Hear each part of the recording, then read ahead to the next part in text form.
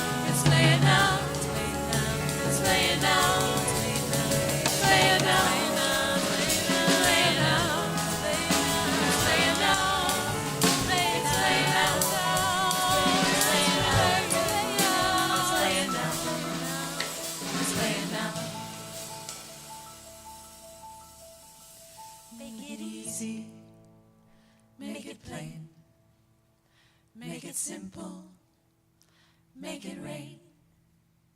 Lift me up and out again, like you did back when I was 10. World was smaller, but you knew it then. Play it again.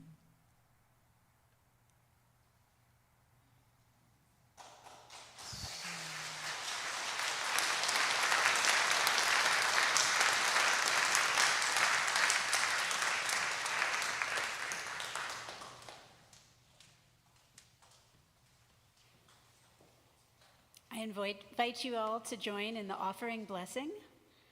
Again, the words are printed in your order of service.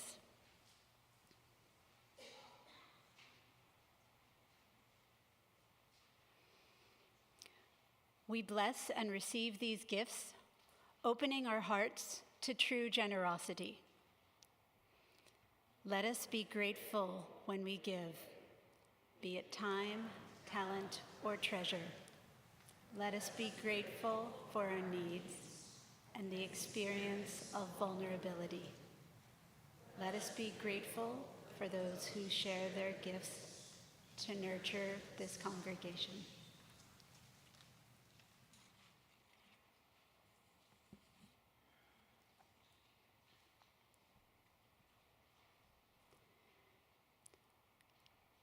Today's reading is Be Coming Out by M. Jade Kaiser. And it is inspired and deeply influenced by Shane Phelan's essay, Be Coming Out, in Getting Specific, Postmodern Lesbian Politics, 1994. Be coming out. Not so much an unveiling of a hidden static treasure, nor a final declaration or destination. Not so much a correction of the past, now properly amended, nor solely a discovery of a word for long difference felt. Be coming out. An impermanent clarity about the self in community. A fleeting certainty about something always uncertain. A question of what politics to pursue. A constant reconstituting. A holy reconfiguration. A reconstructing sexuality, gender, race, what it means to be human. Creating on different terms with different values. A resistance to white supremacist cis-heteropatriarchy. A development of friction on purpose. A slow work. It is a forever practice to actively disentangle from the web of destruction, to become something otherwise.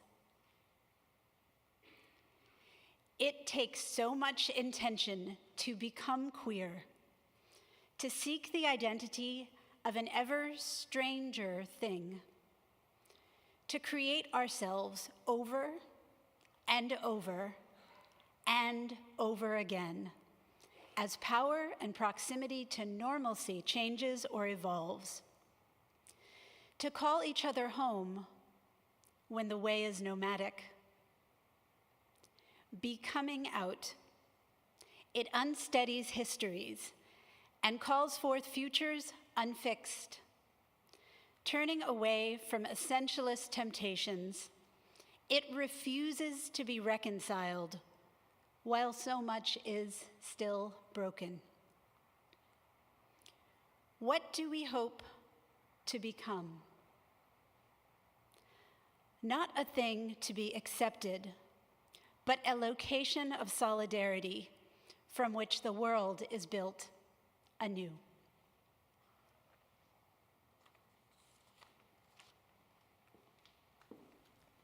Christina, thank you so much for that reading and be held. Thank you so much for holding all of us this morning. It is interesting to me how holidays change their meaning for us over time. I think about this a lot with Unitarian Universalist ritual holidays like water communion at the beginning of the year and flower communion in the spring. Sunday services that when we first experience them may feel strange or even silly. Who thought up this ritual? Maybe we think. But that over time come to have layers of meaning.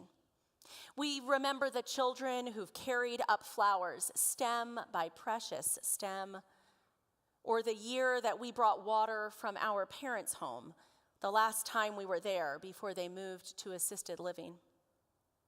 The rituals, the holidays, become enriched by our experience of them and by the community that has surrounded them. One such holiday that has evolved over time is National Coming Out Day, which is October 11th, Tuesday, but which we're celebrating in church today, which was first created in 1988, 1 year after the National March for Gay and Lesbian Rights. The landscape for the queer community in 1988 was a far different one than it is today.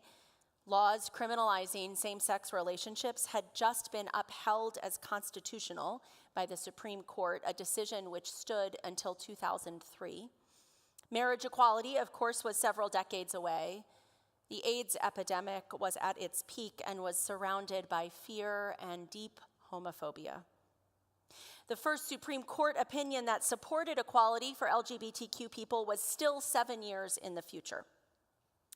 Today, much has changed, and much remains the same.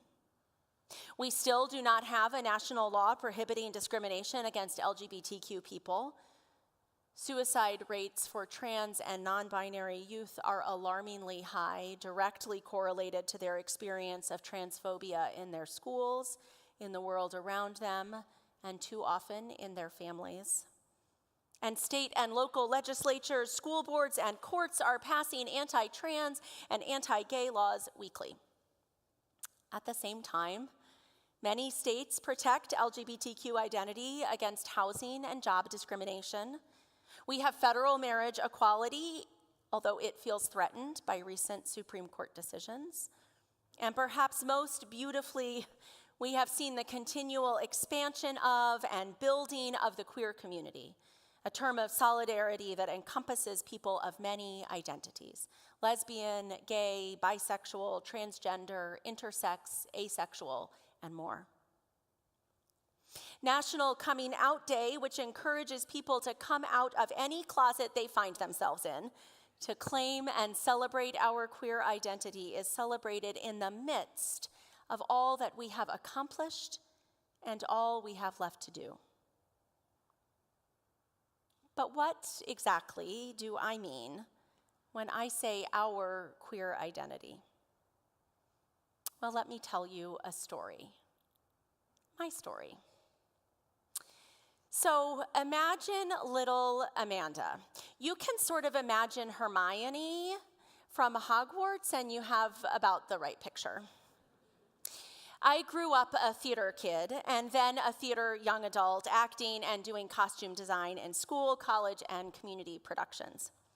Gay men, and earlier in my life, the boys who were figuring out that they were gay, were everywhere, and it was obvious to me that they should have every right that I did. My all-girls high school had openly lesbian teachers partnered with each other. And of course, the Unitarian Universalist congregation that I was raised in taught about your sexuality, the precursor to our whole lives, which offered sexuality education that affirmed gay and lesbian relationships right along with straight ones. I was surrounded, or so it seemed, with messages about the LGBTQ community, although then, really, we would have said the gay and lesbian community, that were positive. And I made sure to be the very best ally I could be, in solidarity with the community, not of it. I even had a little button that said straight but not narrow. And so for many years, Coming Out Day was a holiday that I marked with support. Someone else's holiday, not mine, but one to celebrate nonetheless. For the last number of years, though, Coming out day has been a harder holiday for me. Did you know that we don't stop evolving at 18 or 21 or whatever age we mark as the beginning of adulthood? Did you know that we can continue to discover who we are, who we have been, and who we can be? Did you know that even in middle age, we might find ourselves to be, somewhat surprisingly, still in beta version? It all started with a form. A number of years ago, maybe almost a decade, I was signing up for a class, and the form asked for demographic information. Age, easy. Race, sure. Sexual orientation. My mouse hovered over the little box for straight, and I found I could not click it. Now, this was not an instantaneous realization, of course. I had known for some time that I surely wasn't exactly straight, that my experience of the world, of attraction, of myself, didn't fit inside the walls created by that term. But I had mostly ignored those little voices, figuring they didn't matter much. I was in a straight presenting relationship after all. I had 2 young kids. I had a full-time job. Frankly, I was too busy to figure out something new about myself. And anyway, with all those pro-LGBTQ messages of my childhood, wouldn't I have figured it out sooner if this was real? I couldn't have gotten it wrong, not with every opportunity then to have gotten it right. It must be rather that I was confused now. So while I spent rather a lot of time wondering to myself whether I was queer, which in retrospect might have been a clue, I left the wondering there in my own little brain. Until that pesky form and the box I couldn't get myself to check. Alert listeners to my sermons over the years could probably tell me exactly when it was that I couldn't check that box, because it was the last time I referred to myself as straight in public. You should have heard the various permutations of sentences to try to locate myself in a sermon. And it was the beginning, thank goodness, of me trying to figure out who really I am. Fast forward a number of years, deep conversations with family and friends, and a lot of therapy. Can I get an amen for therapy? I'm queer. Happy National Coming Out Day. Now, thanks. Thanks, Art. Now, you are not the first people I have come out to. 9/15 wasn't either. That would be really overly dramatic. In fact, this last year has been a bit of a whirlwind of coming out. My spouse, Peter, of course, has been in the loop a long time. My kids, not much later, and what a joy that has been. If there is anything to be said for a later in life coming out, it is the unbelievably beautiful experience of exploring and understanding your own identity as your kids explore and understand theirs. Family, a series of friends. I have to say, if you are going to have a bunch of coming out conversations in a row, say at a national conference, you really hit the jackpot if many of the people you're coming out to are Unitarian Universalist ministers who are themselves queer, which ends up describing rather a lot of my friend group. As one person pointed out, I had built queer community around myself long before I knew why I needed it. In fact, I might say that this experience, my experience, has been one not of coming out, but of welcoming in. For a long time, the coming out stories that I heard or read were ones where coming out was scary, tearful, an event to be met with tender care and support, and maybe even something like sympathy. And listen, I have shed some tears, and I have been scared, and I have been grateful for every expression of care and support. But more often, my coming out conversations have been met with celebration. I mean, this right here, this figuring myself out, this understanding who I am ever more deeply, this is the good part. This is the part that deserves a holiday. It deserves the pride earrings that my friends sent me, and the flag by the beads and the color of the bisexual flag beads that another friend just happened to have in their backpack and draped over me in response to my tentative sharing.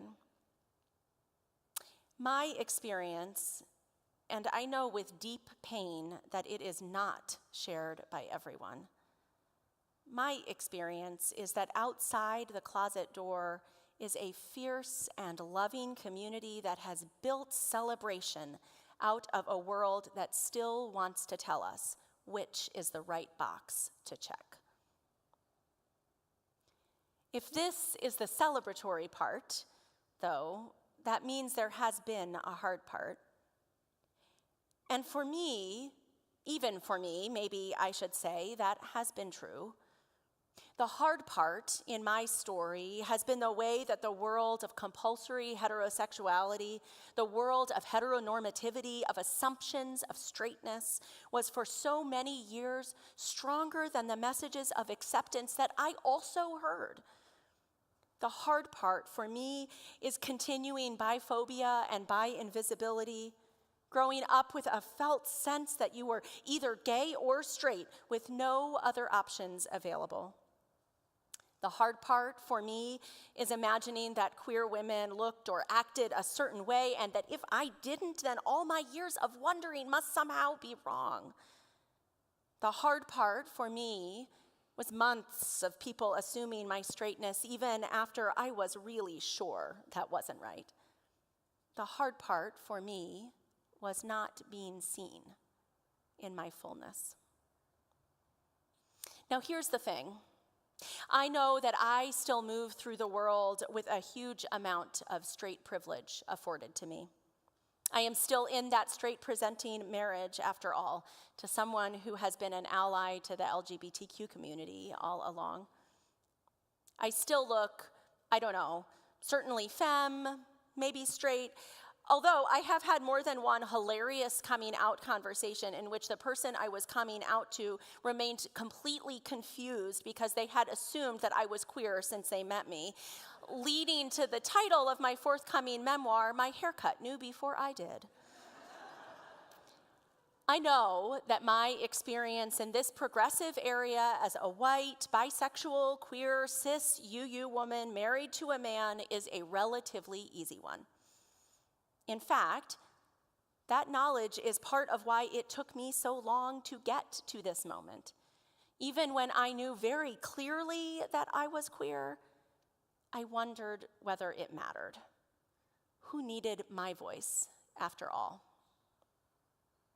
And maybe you are thinking to yourself, well, it doesn't really matter to me. Why even share this? I see Amanda the same way, no matter how she identifies. And I understand that feeling. The idea of every one of us having worth and being equal is an important one. And I would invite you into this, too. My queerness, my identity matters perhaps to you because it matters to me. The way our identities matter to all of us, whenever and however we find them. Maybe it even matters to this church to have a senior minister who's queer, or better yet, to have a senior minister who is unfinished, who is still in the midst of self-discovery, who has found that there is no time limit on transformation. The work of the last few years for me hasn't been about understanding my queerness. I figured that out some time ago. The work of the last few years has been about claiming that identity, about believing that I have a right to, about letting myself believe that how I feel, who I am on the inside, matters just as much as what I accomplish and what it looks like from the outside. And that, maybe, was the biggest transformation of all. So, this National Coming Out Day, I am celebrating transformation. I am celebrating self-discovery without a time limit. I am celebrating those of you who came out years ago, making a way for all who would come after. I am honoring those of you who are where I have been for many years now, unsure whether you could open the door, unsure whether you'd be welcomed when you did, unsure whether this holiday is for you. And I am celebrating all the people who wait on the other side, cheering and supporting and loving and saying, welcome. We are so glad you're here.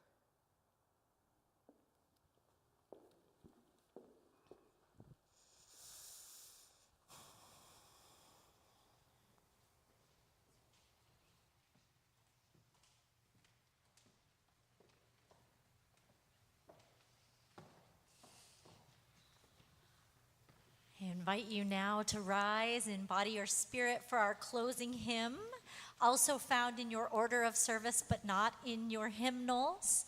This is a song that has sort of been in the orbit of so many of these UU and welcoming spaces, and it is time now for us to learn it as a community.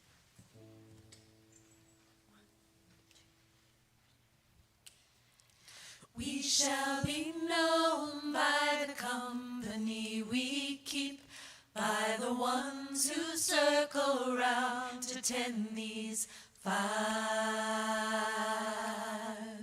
We shall be known by the ones who sow and reap the seeds of change alive from deep within the earth. It is time now. It is time now that we thrive. It is time we lead ourselves into the well. It is time now, and what a time to be alive. In this great turning we shall learn to lead in love. In this great turning we shall learn to lead in love. We want to hear you with us. We shall be known by the company we keep, by the ones who circle round to tend these fires. We shall be known by the ones who sow and reap the seeds of change alive from deep within the earth. It is time now. It is time now that we thrive. It is time we lead ourselves into the well. It is time now, and what a time to be alive. In this great turning we shall learn to lead in love. In this great turning we shall learn to lead in love. One more time. We shall be known by the company we keep, by the ones who circle round to tend these fires. We shall be known by the ones who sow and reap the seeds of change alive from deep within the earth. It is time now. It is time now that we thrive. It is time we lead ourselves into the well. It is time now, and what a time to be alive. In this great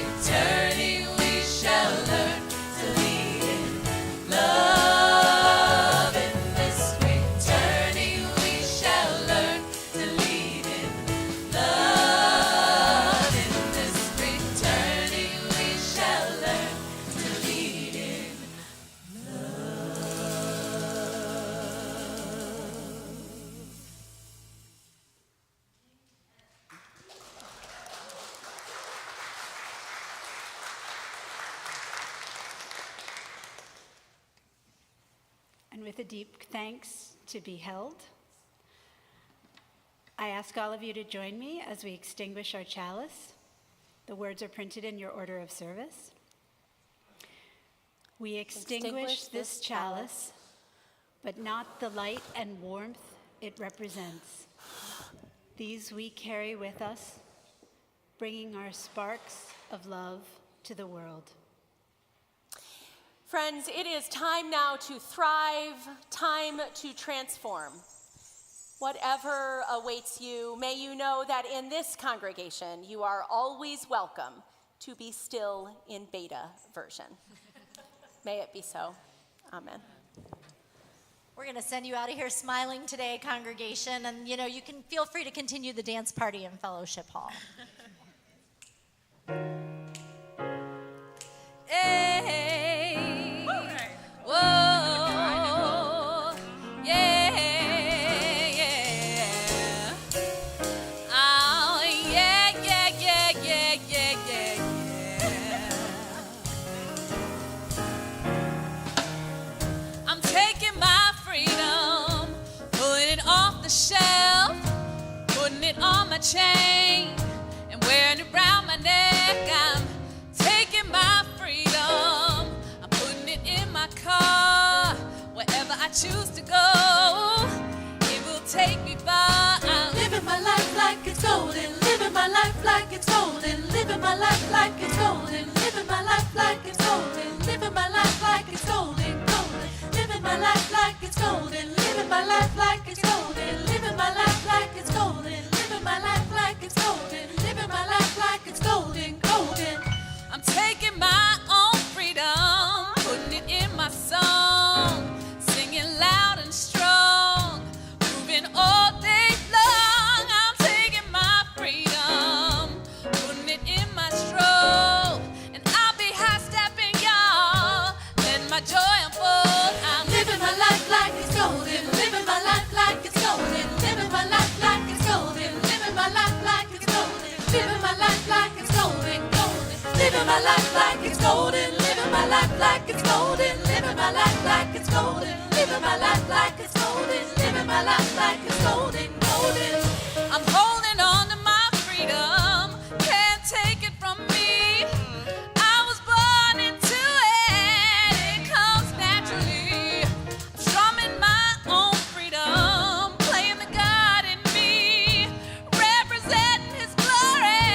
Hope He's proud of me. Living my life like it's golden, living my life like it's golden, living my life like it's golden, living my life like it's golden, living my life like it's golden, living my life like it's golden, living my life like it's golden, living my life like it's golden, golden, living my life like it's golden, golden, golden, golden, golden, golden, living my life like it's golden, golden, golden, golden, golden, golden, living my life like it's golden, golden, golden, golden, golden, golden, living my life like it's golden, golden, golden, golden,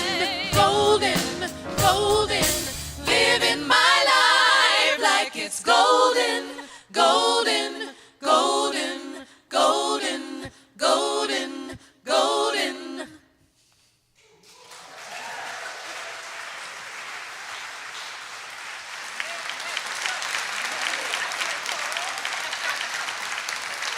Have a great week, everyone.